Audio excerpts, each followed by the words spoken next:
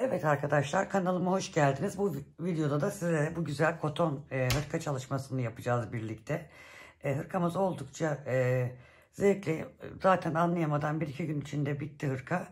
Çok güzel bir çalışma oldu. Kolay bir çalışma. Bir dolu bir boş tekniği yaptık. Trabzanlarla 3 trabzan bir boşluk, 3 trabzan bir boşluk şeklinde. Modelimizi zaten hep bildik bir model. Güzel, kolay bir çalışma arkadaşlar. Dilerseniz hep birlikte örgümüze başlayabiliriz. Merhaba arkadaşlar, kanalıma tekrardan hoş geldiniz. Şimdi hırkamızın yapımına başlıyoruz. İpim koton ip ve şöyle simli bir ipim vardı. İkisini birleştirerek sevgili hanımlar kendimce bir tasarım oluşturdum. İpimizi de bu şekilde. Ben biraz büyük bir tığla yapacağım. Çok böyle sıkı bir hırka olmasını istemiyorum. 5,5 numaraları bir tığ kullandım. Sizler de elinize, tığınıza uygun olarak başlayabilirsiniz. İpim şöyle alıyorum. Zincir çekerek başlayacağım. Şu şekilde beden büyüklüğümüzde zincir çekeceğiz. Zincirin burada sayılarının çok da önemi yok. Çünkü santim olarak bizim için önemli. Bu şekilde bedeninizin önü ve arkası, yani diyelim ki ön bedeniniz 55 santim, arkada 55 santim olarak düşündüğümüzde 110 santim bir zincir üzerine çalışma yapacağız. Veya diyelim ki bedeniniz 60, ön bedeniniz, arka bedeniniz de 60, 120 santim zincir çekerek başlayacağız. Bu şekilde ben 110 zincir başlayacağım arkadaşlar.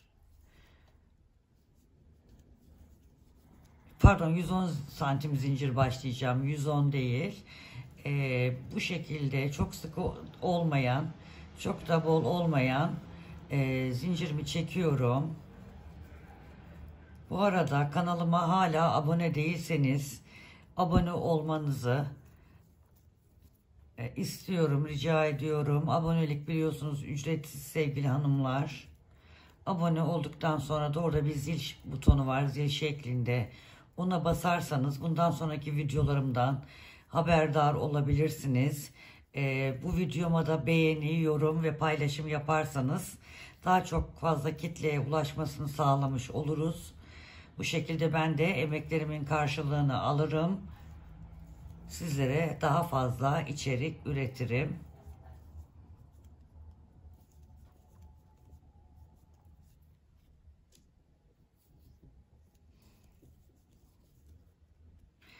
Zincirlerimi bu şekilde devam ediyorum.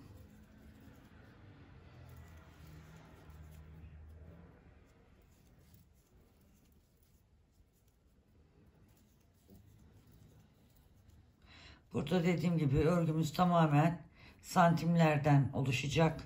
Yani zincir sayısı, ipinizin kalınlığı, inceliği tamamen bedeninizin ölçülerinde yapacaksınız. O yüzden de şu kadar zincir demiyorum, santim diyorum.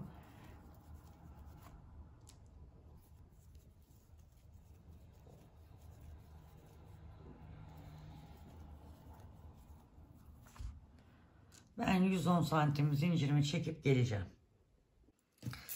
Evet, zincirimizi çektik. Ben 10 santim daha büyük çektim arkadaşlar. Siz de öyle yapın. Çünkü hani ördüğümüz zaman toparlanabilir. Zincirimiz yani 110 çekecektim. 120 santim çektim.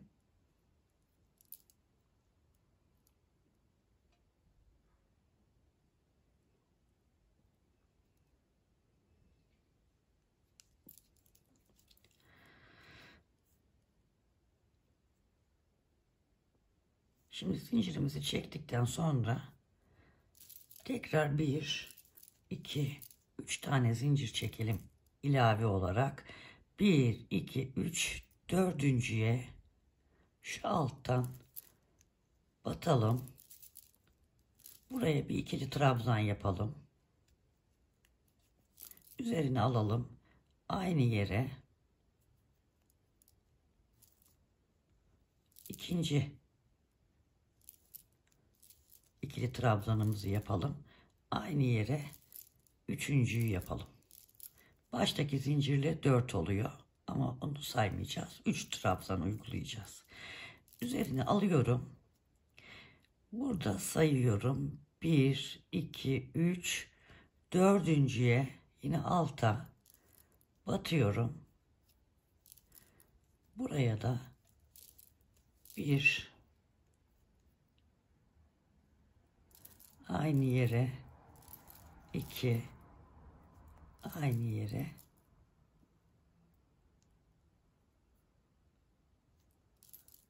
3. kez batıp üçlü trabzan yapıyorum. Üzerine alıyorum.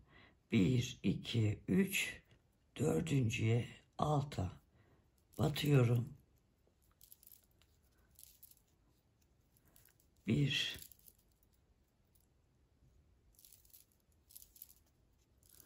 2, 3 tane iki trabzan yapıyorum. Üzerine alıyorum. 1, 2, 3, 1, 2, 3, dördüncüye alta batıyorum. 1, 2, 3 tane ikili trabzan yapıyorum. Üzerine alıyorum. 1, 2, 3, dördüncüye batıyorum. Yine buraya da 3 tane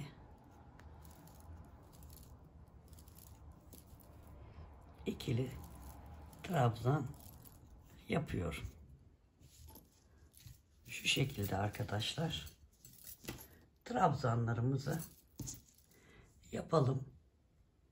Sıra sonuna kadar aynı şekilde trabzanlarımızı bu şekilde yapalım. Devam edelim.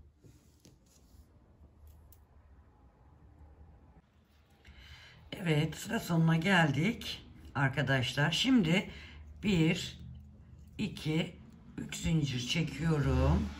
Dönüyorum. Üzerine ip alıyorum. Bu defa bu boşluklara üçer tane ikili trabzan yapıyorum. İp de çok ayrılıyor. Dikkatli örmem gerekiyor. 1, 2 ve 3. Üzerine ip alıyorum. Sıradaki boşluğa 1, 2,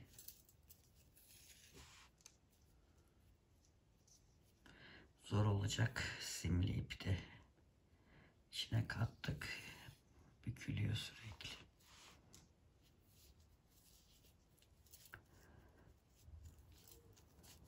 Üzerine alıyorum. Boşluğa 1, 2,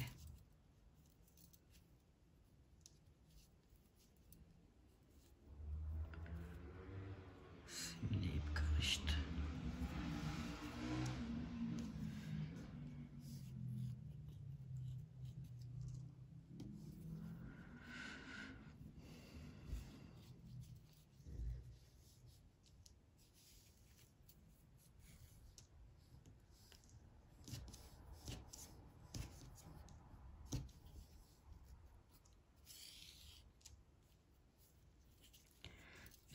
ip alıyorum. Burada boşluğa yine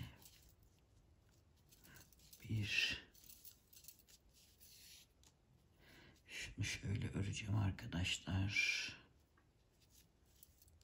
2 üzerine ip alıyorum. 3 üzerine ip alıyorum. Onu orada saklayacağım ben. 1 2 3 1 2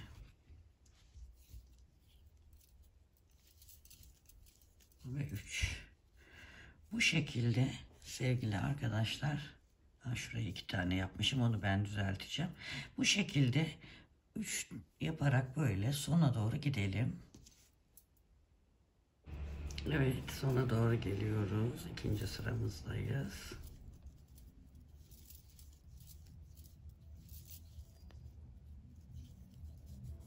Şurada şu en sondakine batıyorum arkadaşlar. Tepesine batıyorum. Şu şekilde 1 2 3 zincir çekiyorum. Hepsi de göstereceğim zaman bu simleyip dolanıyor. Dönüyorum. Hemen buraya boşluğa, dönüyorum. 3 zincir çektim. Hemen buraya boşluğa 1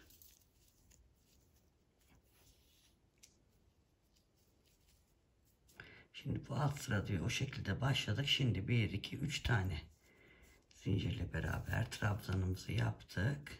Şimdi devam ediyoruz. Yine boşluklara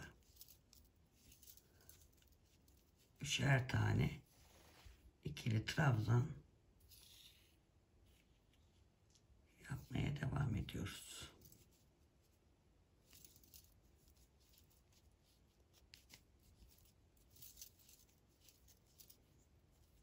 Burada arkadaşlar şimdi ne yapacağız? Koltuk altına kadar bu şekilde hiçbir şey yapmadan aynı şekilde örmeye devam edeceğiz. Uzunluğunu ne kadar istiyorsanız o kadar öreceğiz.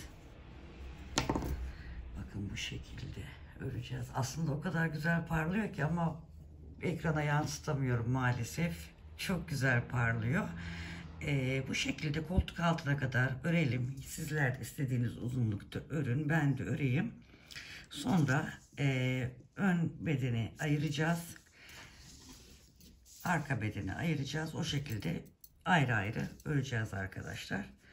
Onun haricinde burada ön ve arkayı aynı şekilde örmeye devam ediyoruz.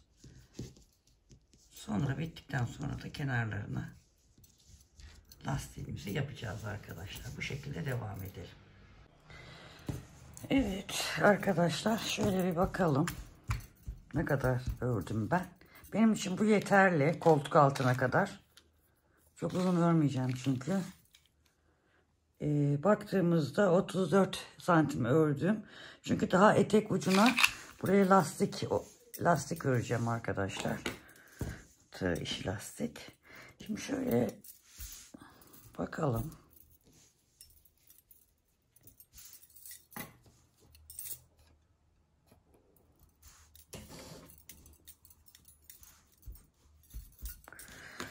Şöyle ortada sevgili arkadaşlar 6 santim bırakalım. Çünkü buraya da lastik geçeceğiz. 6 santim bırakalım. 6 santim bıraktıktan sonra şimdi şurayı bir sayalım. Siz de öyle yapın. 1, 2, 3, 4, 5, 6, 7, 8, 9, 10, 11, 12, 13. Şu 13. Şuraya şu boşluğa hemen işaretleyiciyi takayım. Şurayı da sayalım. Eşit olacağı için. 1, 2, 3, 4, 5, 6, 7, 8, 9, 10, 11, 12, 13. Bakacağım tekrar aradaki açıklık kapanıyor mu diye. Evet, kapanıyor. 12 yapalım. 12 buraya. 12 buraya, santim olarak da söyleyeceğim. 2, 3, 4, 5, 6, 7, 8, 9, 10, 11, 12. Evet, şöyle.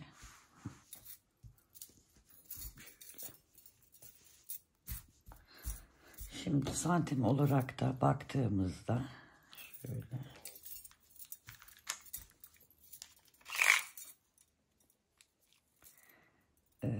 22 santim bırakmışım buradan. Tabii ki burada da 22 santim eşit olduğu için arada da 6 santim şöyle boşluk bıraktım. Şimdi burası ön, burası diğer ön. Şu işaretleyicinden bu tarafta arka taraf arkadaşlar.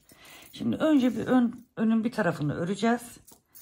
Sonra bir tarafını öreceğiz. Sonra arkayı öreceğiz. Ya da önün bir tarafını, arkayı, diğer ön tarafı öreceğiz. Bunu da toplamda 22 santim bırakacağım buraya da. Koltuk altına çok dar olsun istemiyorum, hırka olduğu için. Gömleklerle falan da giyilebilir. Şu 22 santime tamamlamayı düşünüyorum. Tabii tamamladıktan sonra da size göstereceğim. Zaten şurada bir yakada şöyle bir hafif bir kesinti yapacağız. Direkt yukarıya gelmesin diye şöyle hafif bir açıklık yapacağız. Şimdi ben biraz şu arayı çalışacağım. Şimdi buradayım ben.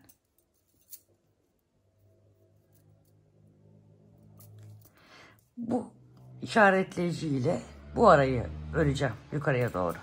Siz de öyle yapın. Devam edelim, sonra göstereceğim tekrar.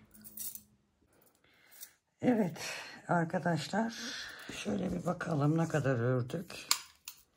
Şuradan itibaren 15 santim kadar örmüşüz. Şimdi biraz yaka eksiltmesi yapalım. Şimdi koltuk altı tarafındayız. Şöyle örmeye devam edelim. Modeli gösterdiğim gibi.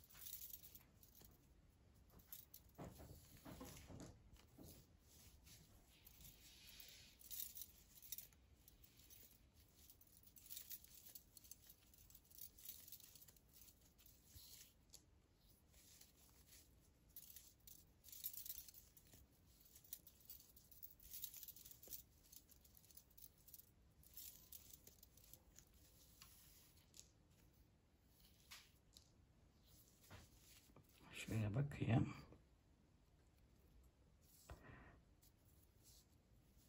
Bir tane daha örelim.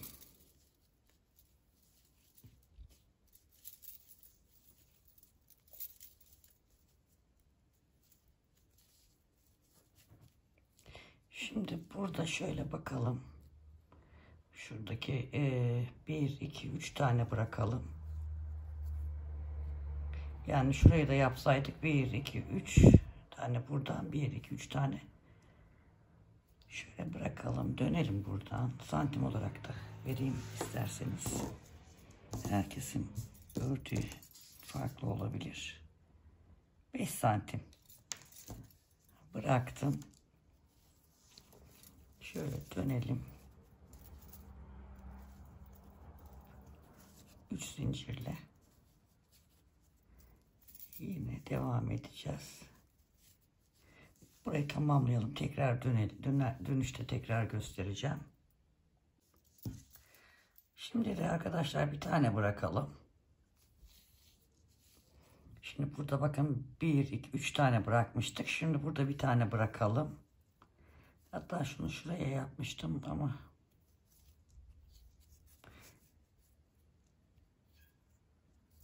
gerçekten bu simlik beni zorladı.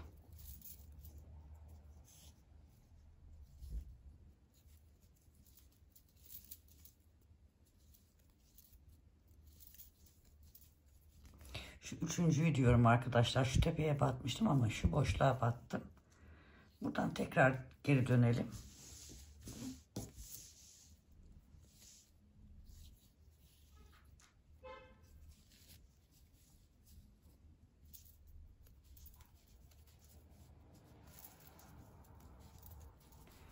Aynı modelimizi örmeye devam edelim.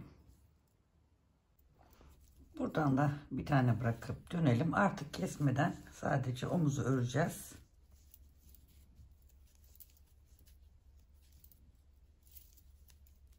Yani omuz dediğim yani omuza kadar olan kısmı öreceğiz.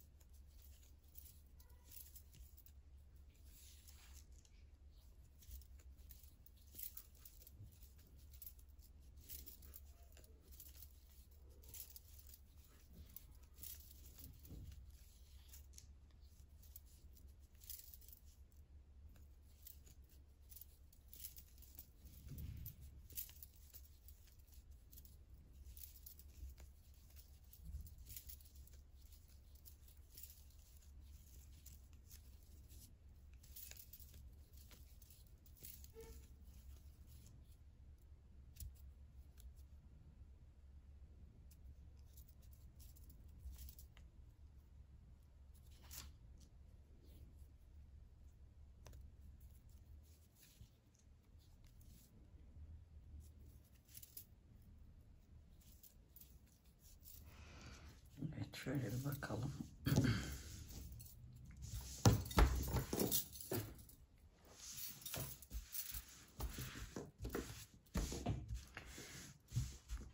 Şöyle bir santimliğe bakalım. Zaten arkadaşlar şöyle baktığımızda hemen hemen olmuş. 22 santim olmuş burası. Şöyle küçülteyim biraz.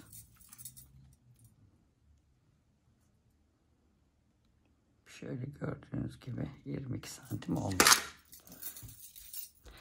Şimdi bunu burada bırakalım.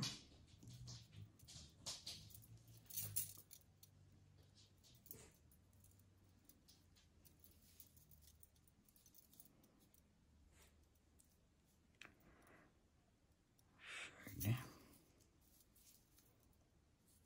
Şuraya bir tane zincir atıp keseceğiz arkadaşlar. Sonra şu şeyi örelim. Diğer tarafta pardon. Diğer şu işaretleyiciyi koyduğumuz taraf var ya arkadaşlar. Onu da bunun aynısının simetriğini yapacağız. Şöyle yapacağız. Şöyle yapalım. Şöyle bir bakalım.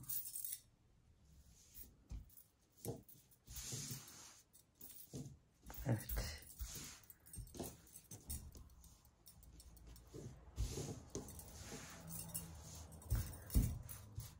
Burayı da aynı şekilde böyle bunun gibi yapalım arkadaşlar. Sonra arkayı da şu işaretleyiciyle şu bitirdiğimiz yer var ya, burayı da dümdüz aynı bunun uzunluğuna gelene kadar örelim. Sonra birleştirmeyi göstereceğim ben size. Evet arkadaşlar, bir önceki sırada şurayı yapmıştık. Yani şurada şu en üstteki sıranın bir altındaki sırasını yapmıştım. Şurada ipi koparalım demiştim ama sonradan şuradaki kademeli kısım gözükmüştü. Orayı düzeltmek için tekrar dönüp buraya geldim. Şimdi gösteriyorum bu tarafta yaptığım işlemi. Şimdi şurada bitirmiştik. Öbür tarafta ama sonradan düzelttim. Aynı şu anda yaptığım gibi döndüm. Bu sırayı ördüm. Geldim arkadaşlar. Şimdi şuradaki şu kademeli kısım var ya, onu düzeltelim. Yakayı yaparken bize kolaylık olsun diye. Şimdi şurada en son 2 tane yaptıktan sonra 2 zincir çektim. Bu aşağıya boşluğa battım. Şöyle kaydırma yöntemiyle battım. 2 tane zincir çektim. Burada hemen şuraya var ya arkadaşlar, şuraya battım. Sonra 1-2 zincir çektim. Hatta 3 çektim. Şuradaki şu boşluğa battım. Burada da yine kaydırma yöntemi yaptım. 2 zincir çektim. Şu aşağıya köşeye yine şuraya battım. Sonra 1-2-3 zincir çektim. Şu boşluğa tekrar battım.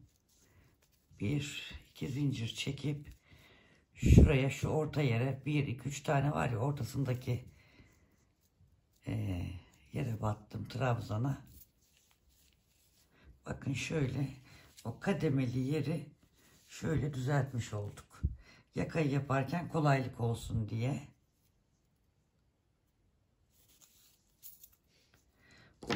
Bu ipi saklayacağız. Şimdi şöyle bakalım.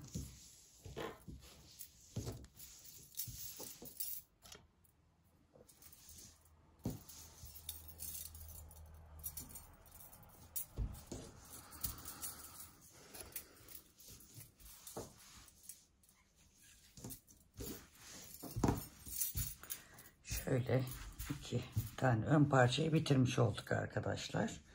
Bu bıraktığımız ipleri saklayacağız.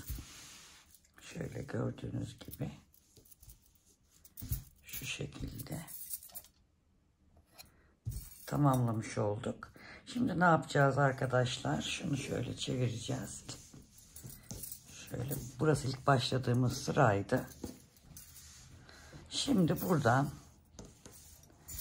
ipimi alayım, bir saniye, hemen geliyorum.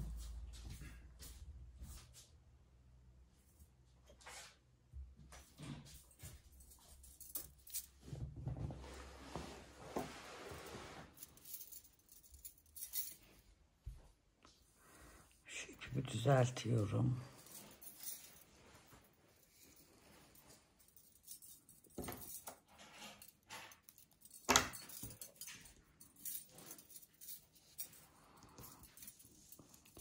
Şurada zaten yakınlaştırayım.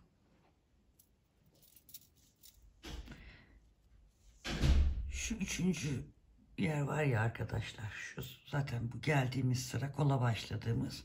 Hemen ilkine şöyle yapalım. Şöyle bir zincir çekeyim. Şu ipi de saklaya saklaya 2 zincir.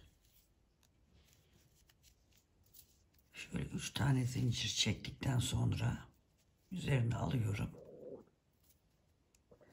Ve sıradaki boşluğa yine aynı şekilde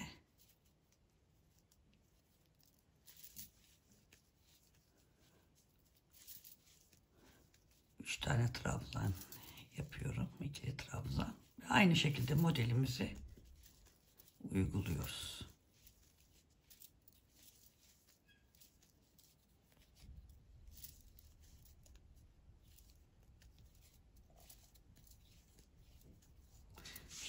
buradan başlayacağız. Buraya kadar geleceğiz. Burada da en son bitiriş yerimiz şurası olacak arkadaşlar. Şu. Çok ilginç. Videoda hiç simler gözükmüyor ama ışıl ışıl aslında model. Nasıl şöyle yakına getirsem gözükür mü acaba bilmiyorum.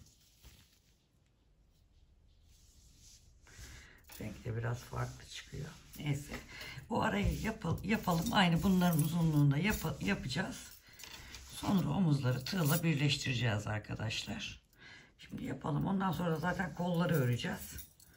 Kolları da buraya takarak daha doğrusu takarak derken buradan ilmek çıkararak şuradaki boşluklara yaparak aynı modeli oraya kuracağız. Şimdi ben göstereceğim size. Bunu tamamlayalım arkayı. Evet arkadaşlar şöyle bir bakalım. Ben bir tarafın omuzunu birleştirdim. Şöyle küçülteyim. Görülsün diye.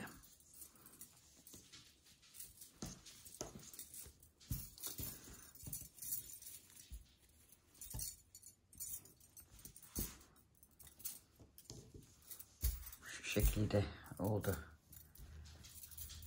Arkadaşlar. Şimdi diğer omuzu da birlikte birleştirelim. Hemen tersini çeviriyoruz örgümüzün. Birleştirmede bir şey yok zaten.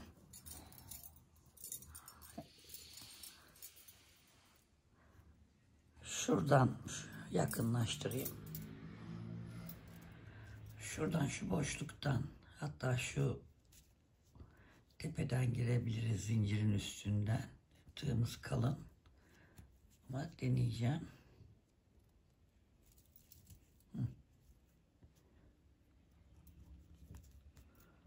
Şu boşluktan gireyim arkadaşlar. Sizi de bekletmeyelim. Şimdi diğer boşluktan da giriyoruz.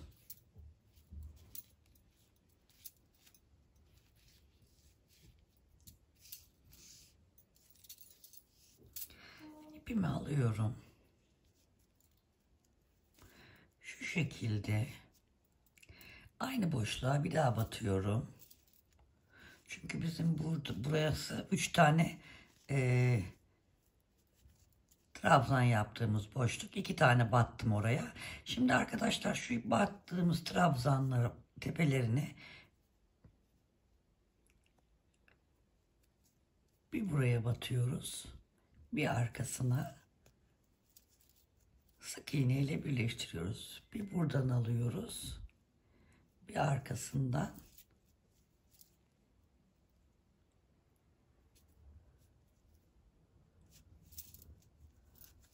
sık iğne ile birleştiriyoruz.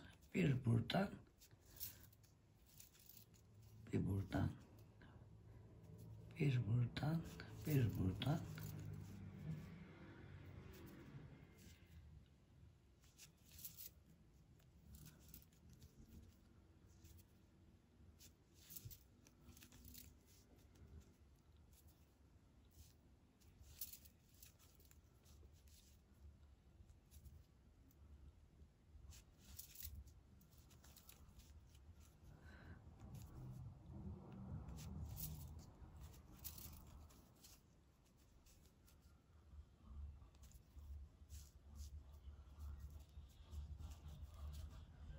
Atladım diye bakıyorum.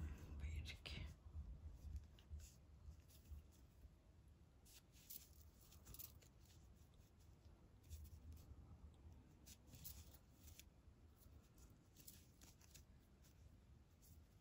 Bu şekilde sıra sonuna kadar şuraya kadar yapalım arkadaşlar. Evet, tamamladık. Bir zincir atalım. Şöyle biraz uzunca keselim. İpimizi saklayacağız. Şöyle hemen çevirelim örgümüzü. İplerimizi saklayacağız.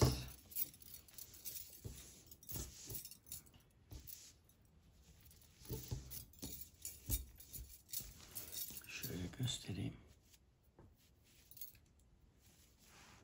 Şu şekilde birleştirmemiz oldu.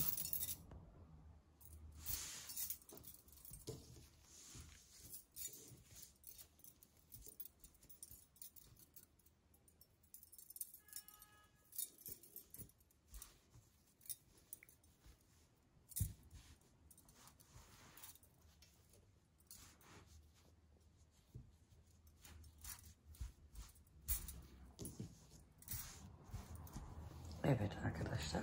Şimdi kolları örmeye başlayacağız. Kolları nasıl başlayacağız derseniz, isterseniz buraya buradan böyle dönerek örebilirsiniz.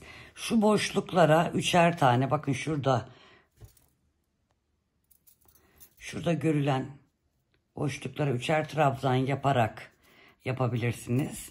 Benim gibi zincir çekerek de başlayabilirsiniz. Ne kadar zincir çekeceğiz derseniz burada sayacağız arkadaşlar. Kaç tane boşluk var diye. Mesela 1, 2, 3, 4, 5, 6, 7, 8, 9, 10, 11, 12, 13, 14, 15, 16, 17, 18, 19, 20, 21, 22 tane arkadaşlar.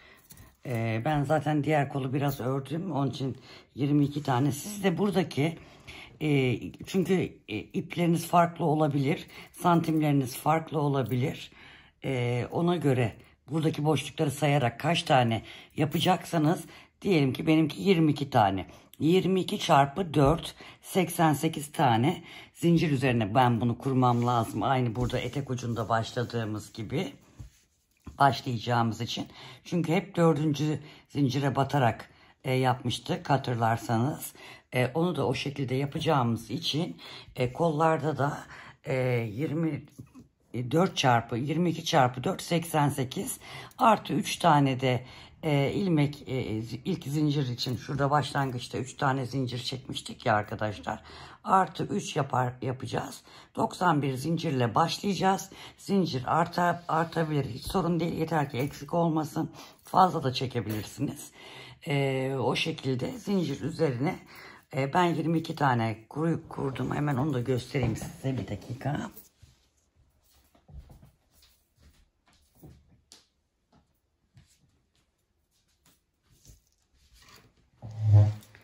Şöyle şunu kenara alayım. Şöyle biraz küçültelim. Evet, buraya ben 22 tane model kurdum arkadaşlar. 22 modeli kurmak için de 4 ile çarptım. Çünkü 4. zincire battığım için sizler de o şekilde hesaplayabilirsiniz. Mesela 20 tane yapacaksanız 80 tane zincir çekeceksiniz. Bir de artı 3 zincir çekeceksiniz. Bunu da şurada. Burası bizim, daha uzunluğuna bakmadım arkadaşlar. Bakın şu şekilde şuraya aynı bu omuzu nasıl bir yaptık arkadaşlar, sık iğneyle burada gösterdiğim şekilde aynı bu şu dikiş yeri olacak. Tam bu dikiş yerini şu koltuk altına getirerek sık iğneyle sık iğne yapılarak birleştirilecek arkadaşlar. Sonra şu şeyi yapacağız. Kolları ben yapacağım. Dikmeden önce yaka kısmını, şu etek uçlarının lastiğini döneceğim arkadaşlar, diyemedim de kusura bakmayın. Onu yapacağız. Sonra kolları dikeceğim, ağırlık olmasın diye. Şimdi size dediğim gibi kolları örün. Kolları bunu böyle omuzları birleştirdikten sonra üzerinize giyip bu ördüğünüz kolu da ölçerek ne kadar uzunlukta istiyorsanız o şekilde uzunluğunu ayarlayarak, çünkü lastik de yapılacak bunun ucuna, unutmayın, ona göre ölçünüzü alın. İsterseniz böyle toplama lastik de yapabilirsiniz. Direkt bunun üzerine trabzan geçeceğiz zaten. Lastik dediğimde trabzan geçerek yapacağız arkadaşlar. O şekilde de yapabilirsiniz. Dediğim gibi büzerek de yapabilirsiniz. Onu da yaparken göstereceğim ben zaten size. Mesela buralara diyelim ki 3 batmayacağız da 2 batacağız. 2 buraya batarız, bir buraya batarız. Biraz da toplamış oluruz. O şekilde yaparken göstereceğim zaten. Bu kolları örelim. Kolları bittikten sonra ilk kol lastiğini göstereyim size zaten. Sonradan da şu beden kısmının tığlamasını yapacağız arkadaşlar. Evet arkadaşlar, kolu ördüm. Sıra olarak ben 39 sıra ördüm. Santim olarak da size vereyim. 35 santim ördüm. Şimdi ben diğer kolu bitirmiştim. Onu bir göstereyim size.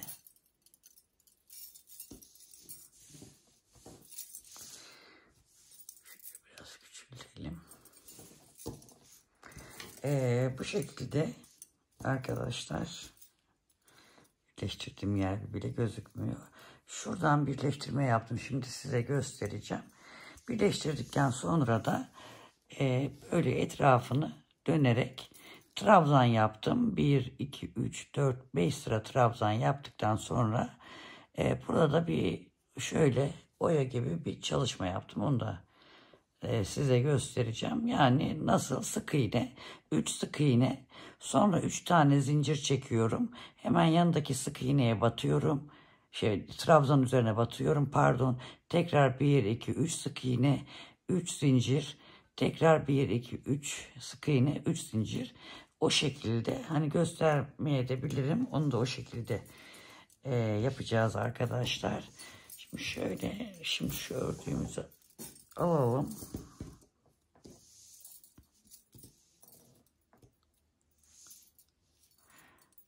Şöyle bakalım.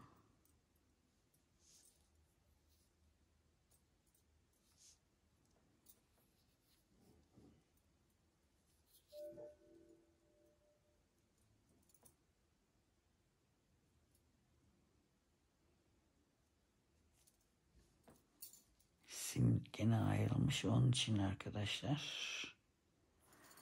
Şöyle şunu yeniden yapayım. Şimdi şuna bakalım. Ha, burası yani aynı şekilde yapmak için en üstte tersi denk gelmiş. Yani böyle yaparsak düz tarafında tersi olmuş olacak.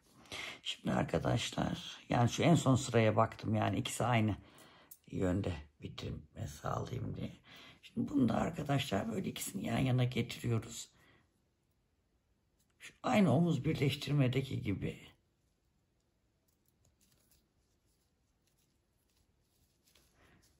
Şu trabzanın olduğu yerlere boşluktan batıyorum. Bir, aynı yere bir tane daha sık iğne, 2. Bakın hemen burada gözüküyor. Bu boşluğa da 1, 2. Hemen yanına trabzanlı yer geliyor. Hemen karşı taraftan da trabzanlı yer arkadaşlar. Aynı oluyor zaten. 1, aynı yere 2. Boşluğa 1, bir tane daha 2. Bu şekilde ikişer tane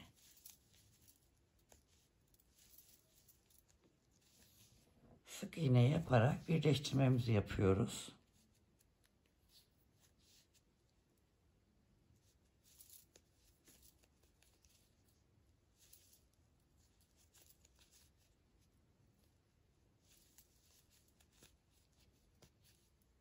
Sonuna kadar bu şekilde yapalım arkadaşlar. Evet, sona geldim. Sondaki yere de 2 tane yaptım.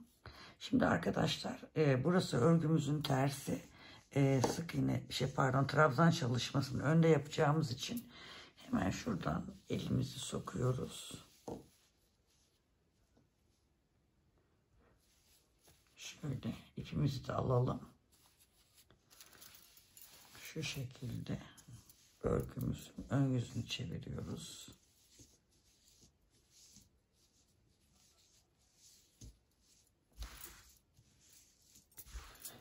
Burası bizim birleştirme yaptığımız yer. Hiç belli olmadı. Çok güzel.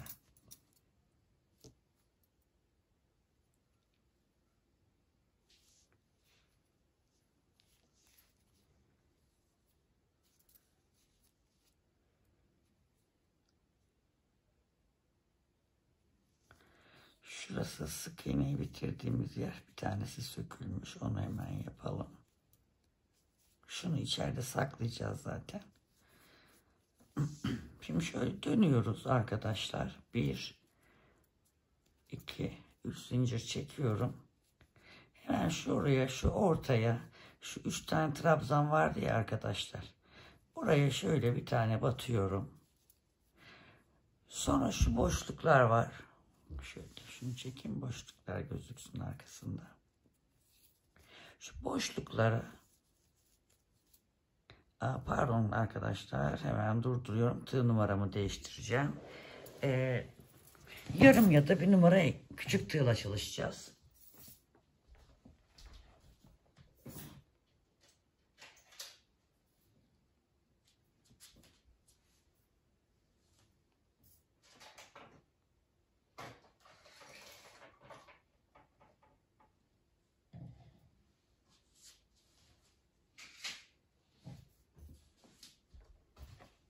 Beklettim, kusura bakmayın. 5,5'la örmüştük. 5,5'la örmüştük. Ben 5'e geçiyorum. Siz de öyle yapabilirsiniz. Yarım ya da bir numara tığınızı küçültebilirsiniz. Şuraya hemen şey yapalım. Şimdi 3 zincir çektik. Şu ortaya hemen bir tane batıyoruz. Şu boşluğa 2 tane arkadaşlar ikili trabzan yapıyorum. Sonra şimdi yine şu üçlüye geldim ya arkadaşlar.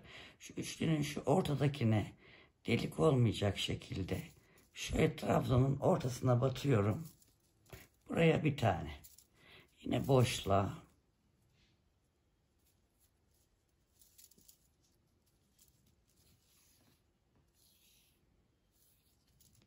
Boşluğa 2 tane.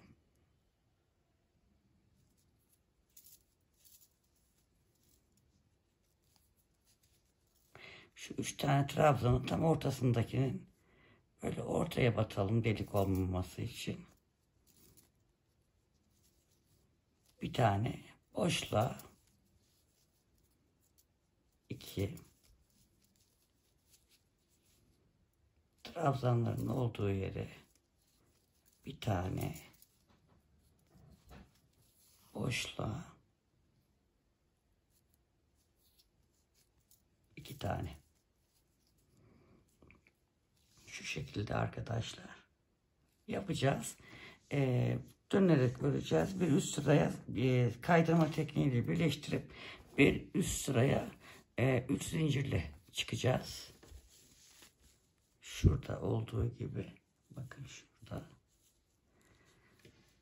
Bu başladığımız sırayla birlikte 1, 2, 3, 4, 5 sıra örüp sonra 3 sık iğne, 3 zincir, 3 sık iğne, 3 zincir, 3 sık iğne ile bitireceğiz arkadaşlar.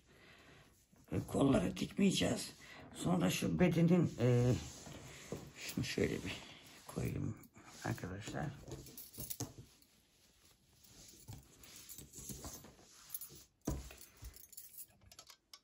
Burada bedende de şöyle yan çevireyim de hepsini almıyor kamera.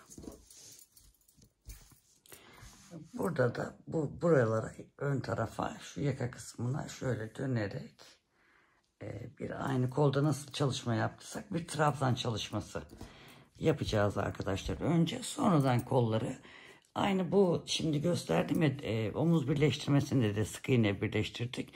Kolların kenarlarında sık iğne birleştirdik. Aynı şekilde bu kolları buraya böyle takarak tersten sık iğneyle aynı dediğim gibi gösterdiğim gibi birleştireceğiz. Şimdi bu kolu bitireyim. Sonra tığlamayı beraber halledeceğiz. Bu arada şunun ölçüsünü verdim mi hatırlamıyorum. Hemen aklımdayken vermek istiyorum. Vermişti olabilirim ama hatırlamıyorum inanın. Çünkü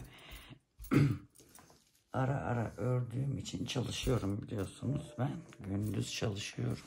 Akşamdan akşama örüyorum. O yüzden şimdi size şöyle güzelce ölçü vereyim. Enimiz 48 santim olmuş arkadaşlar. Toparlamış bakın arkadaşlar, toparlamış. Burası da 58-59 santim arkadaşlar. Şurası kol 22 santim. Şu omuz 12 santim arkadaşlar. 12-12,5 santim vermiş olayım.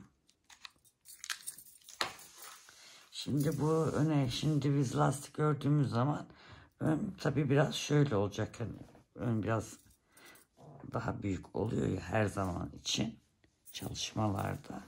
Şöyle yaptığımızda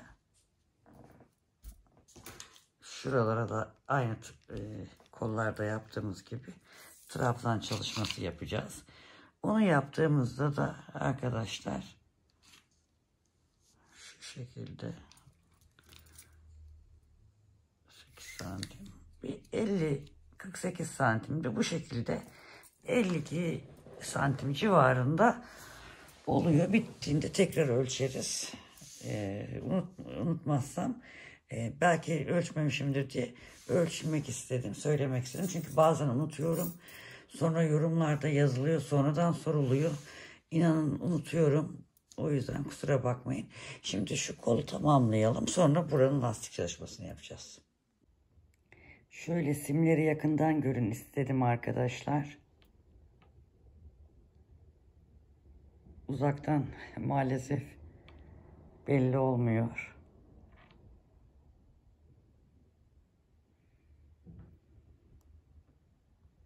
Şimdi kolların ikisini de bitirdik. Bunları dediğim gibi kol ayırdığımız yere dikeceğiz. Şimdi şu kenar lastiğini de yapalım. Sevgili hanımlar. Yine 5 numaralı tığımızla devam edeceğiz. Hırkayı 5,5'la örmüştük.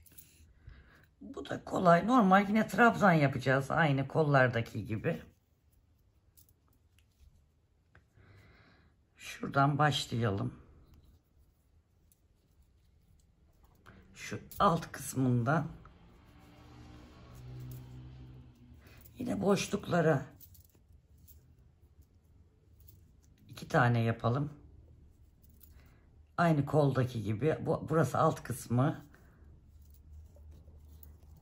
Şu 3 tanenin trabzanın ortasındakine batalım.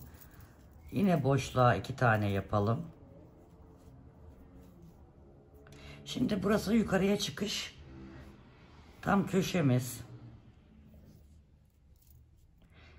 Buraya tam köşeye 1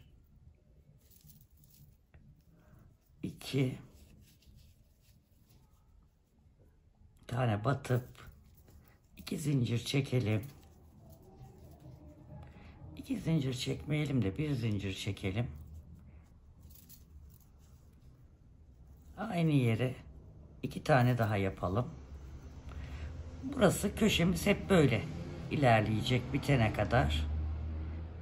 Yani bir sonraki sırada bunun içine yine aynı 4 trabzan ortasına 2 tane zincir çekerek yukarıya kadar gideceğiz. Şimdi döndük, yukarıya çıkacağız arkadaşlar. Yine bu trabzan olan yere bir tane yapalım. Boşluğa 2 tane yapalım. İlk trabzana öyle yaptık, döndüğümüz yere. Şimdi buradaki trabzanın artık burada yan duruyor. Şöyle yukarıya çıkıyoruz ya, yan dönüyor. Buraya da 2 tane yapalım. Boşluğa da 2 tane yapalım yukarıya çıkışlarımızla. Şu trabzanın olduğu yere gene bakın geldik. Buraya 2 tane. Boşluğa da 2 tane.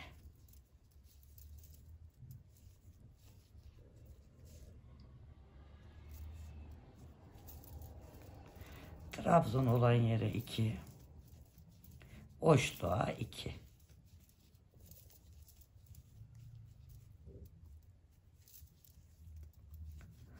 Bu şekilde yukarıya yaka kısmına kadar aynı şekilde devam edelim. Evet, yukarıya bakın, yaka kısmına geldik. Tam köşesindeyiz. Buraya da yine 1, 2. Burada şey yapmayacağım, zincir çekmeyeceğim. 1, 2, 3, 4 tane yapıyorum arkadaşlar. Aynı yere batıyorum, boşluğa, trabzan. Sonra sıradaki trabzanların üzerine yine trabzan yapıyorum.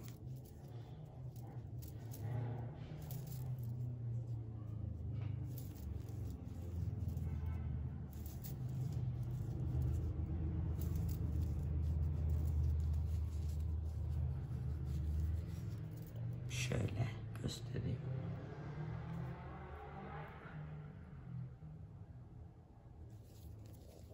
Şimdi yukarıya çıkacağız. Şurada hemen şuraya, tam köşeye bir tane. Şurada yanındaki yere şöyle bir tane. Göz kararı yapıyorum arkadaşlar. Hem böyle şey olmayacak. Hem büzdürmeyecek de şey de olmayacak, böyle marullanmayacak şekilde. Şuraya bir tane batıyorum. Şuraya bir tane. Şu tepelere ve ortaya bir tane batıyorum. Tepeye bir tane. Ortaya bir tane. Yukarıya çıkana kadar. Şimdi şuradaki tekrar bu boşluğa geldim. Bakın orada 2 tane.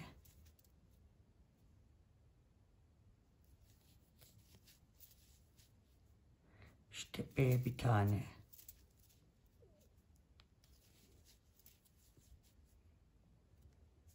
Şurada şu boşluğun üzerine sık iğne yapmıştık aşağı inerken. Bu sık iğnenin üzerine bir tane. Yanındakine bir tane. Bakın şurada boşluğumuz var. Oraya bir tane battım. Şurası birleştirdiğimiz yer, omuzumuz. Bir tane. Şöyle dönelim. Şuraya bir tane. Ve artık ensedeki, bakın enseye geldik. Şimdi bu enseyi biraz toplamak istiyorum. Buraya battım. Şu ilk üçlü trabzana geldim. Birinciye trabzan yaptım.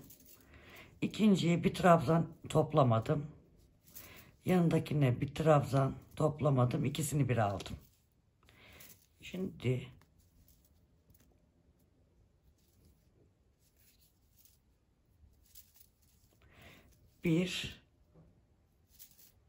iki tane normal trabzan yapıyorum. Yanındaki 2 taneyi, ikisini bir alıp teke düşüreceğim. Bir tane yaptım, toplamadım. Yanındakine battım. Şöyle bir tane çektim. İkisini bir aldım. Teke düşürmüş oldum. Bir dahaki sırada teke düşecek. Arkadaşlar, simim ayrıldı. Yeniden yapıyorum. Bakın battım. Toplamıyorum. Üzerine ip alıyorum. Tekrar batıyorum. Bir tane çekiyorum. Sonra hepsini beraber alıyorum. Şimdi yine 2 tane trabzan. Sonra 2 taneyi teke düşüreceğim. 2. Hepsini bir topluyorum. 2 trabzan yan yana yapıyorum. Sonra 1 toplamıyorum. 2 toplamıyorum. Sonra hepsini bir topluyorum. 1 trabzan. Yanına bir trabzan daha. Yanındaki 2 taneyi keserek tek trabzan yapıyorum. 1, 2, 3,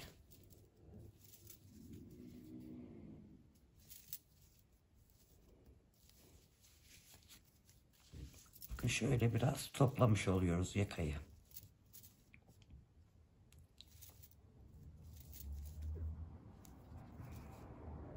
Bir, iki, ikisini bir alıyorum. Topluyorum. Yanında bir, iki. Dönüyoruz artık. Şimdi şurada bir, şu birleştirme yerine omuza bir, şuraya yanındakine hemen bir tane daha bir, şu boşluğa bir, yanındaki bir, şu tepeye bir, yanındakine bir, tepeye bir, boşluğa bir, yine boşluğa geldik, oraya bir, şuraya daki boşluğa iki tane, şu tepeye bir tane,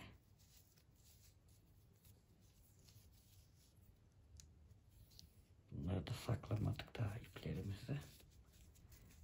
Sonra şurada boşluk var arkadaşlar, oraya iki, bir, iki, şuraya bir, artık trabzanlarımız var, onlara birer tane,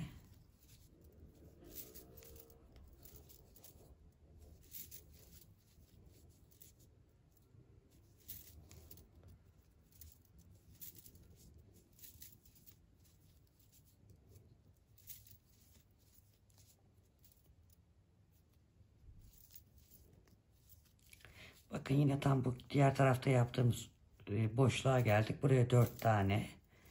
1, 2, 3 ve 4. Şimdi aşağı iniyoruz. Bu yan trabzanların yanına denk geldik. Aynı karşı tarafta olduğu gibi. Bunlar da boşluğa ve trabzanlara ikişer tane sık iğne yaparak aşağı kadar bu şekilde ineceğiz.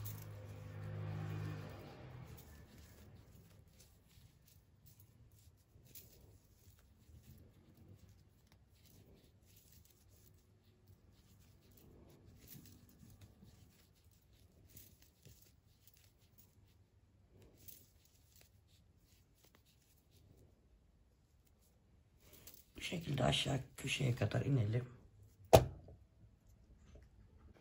Evet, alttaki köşeye geldik arkadaşlar. Buraya da yine bir,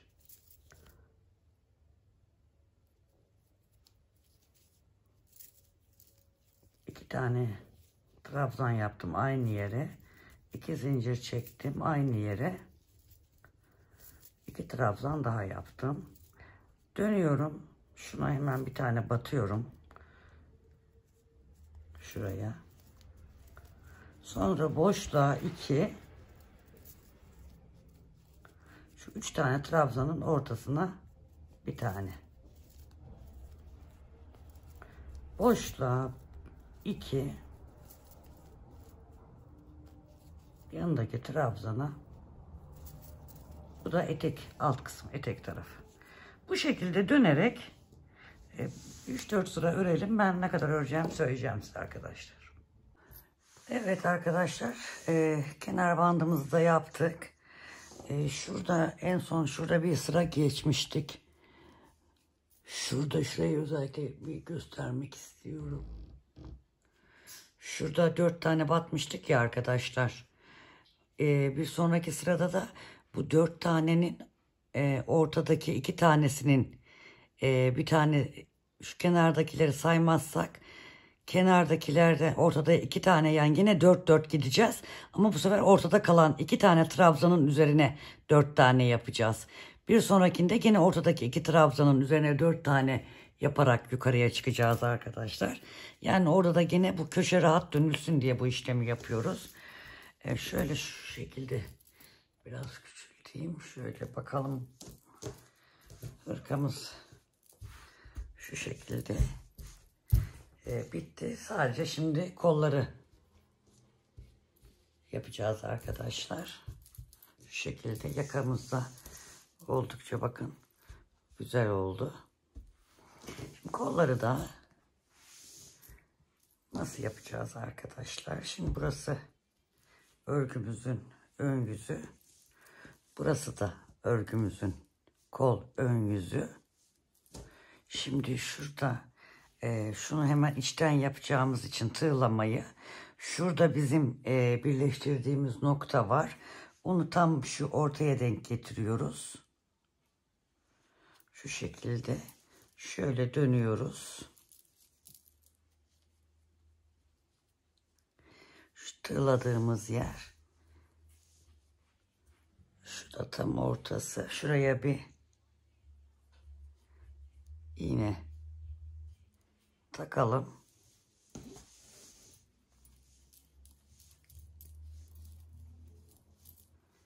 Şu kolu şöyle dümdüz yaptıktan sonra şöyle arkadaşlar şöyle tutalım. Şuraya da bir iğne takalım. Tığlayacağız zaten, söylemiştim. Şöyle birkaç yere tığlama iğneyle sabitleyelim. Kaymaması için. Yine ipimizi alacağız. Aynı omuzu birleştirmesini göstermiştim zaten. Bu şekilde arkadaşlar. Şöyle.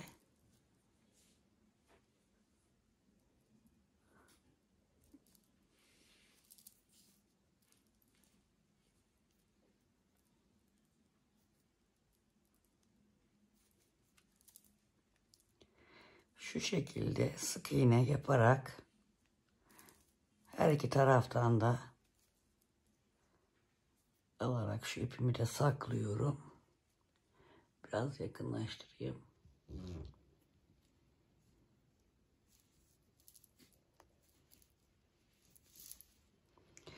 Şu şekilde sık iğne yaparak arkadaşlar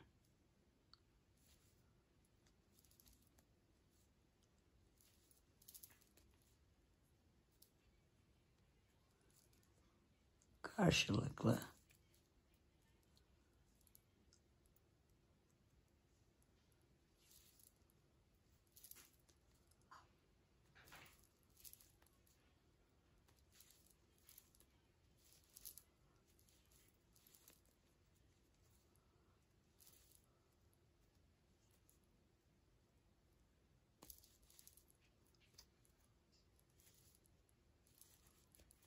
bu şekilde dönerek başladığımız yere gelince birleştirmemiz tamamlanmış olacak.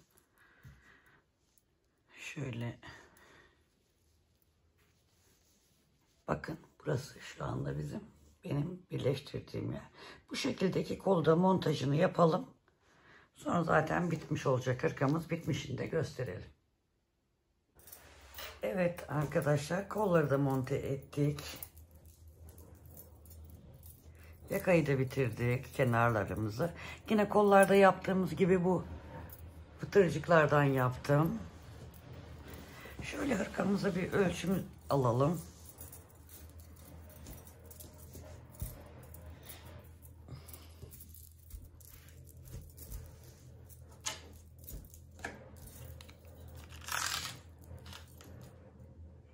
Enliği 49 santim arkadaşlar.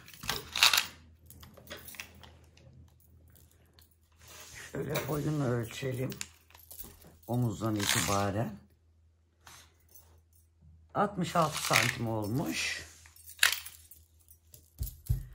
Şu kolu ölçelim. 49 santim olmuş. Omuz